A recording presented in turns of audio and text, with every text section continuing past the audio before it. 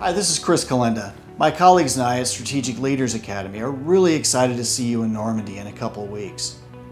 Normandy, of course, is a pilgrimage as well as an amazing personal growth experience. We look forward to discussing what we call the three big things: leadership, culture, and strategy, and how they played out during the battle, as well as what practical insights we can draw to address today's challenges and opportunities. We hope everyone comes away with at least $1 million idea. I also expect we'll have rich national security discussions on topics such as civil-military relations, interagency cooperation, artificial intelligence, decision-making, and resilience. Now, I'd like to let you know a little bit about the SLA team that you'll be meeting in Normandy. Now, we're America's only leadership consulting franchise in which the owners must be former senior military leaders.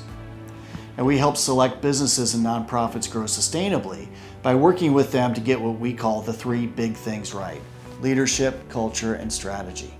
Like the legs of a stool, you need all three in place and aligned to have a stable platform for growth. Now, in just a few short years, our clients have grown by over $25 million and counting. So here's a little bit about each one of the franchisees. Eric Kober is a former paratrooper, Apache helicopter pilot, and graduate from the School of Advanced Military Studies, what the Army calls its Jedi Knights. He just launched his business to consult for quick service and fast casual restaurants, serving those who serve, as he likes to say.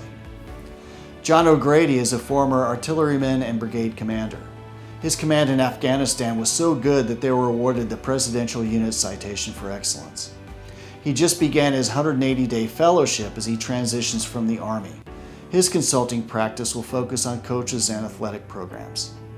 Jeff Marquez, also a former artilleryman and retired colonel, just left the Department of Homeland Security as a senior executive.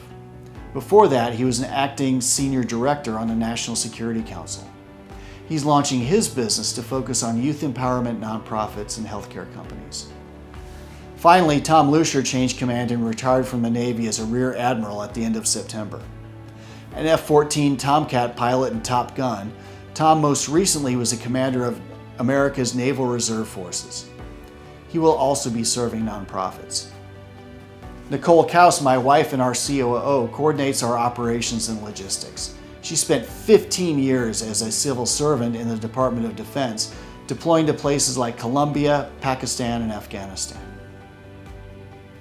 You will also meet my French friend, Christophe Coquel, who is a commander in the French Naval Gendarmerie. He loves taking Americans around Normandy and thanks for the sacrifices that so many American soldiers made there. I feel really fortunate to have such a great group of franchisees and to have the opportunity to interact with you at one of my favorite places on earth. So here's a little bit about the trip.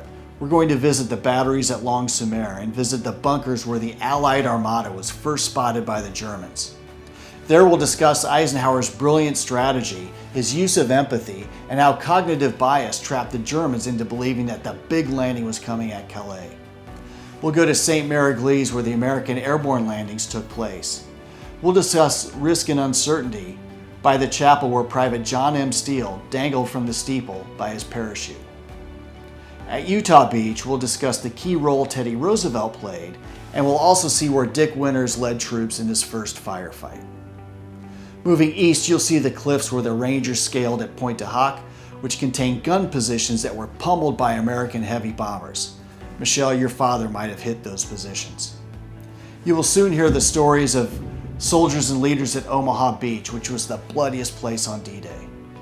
And we'll visit the powerful American military cemetery where over 9,000 soldiers rest in peace. Their headstones face west, towards America, towards home.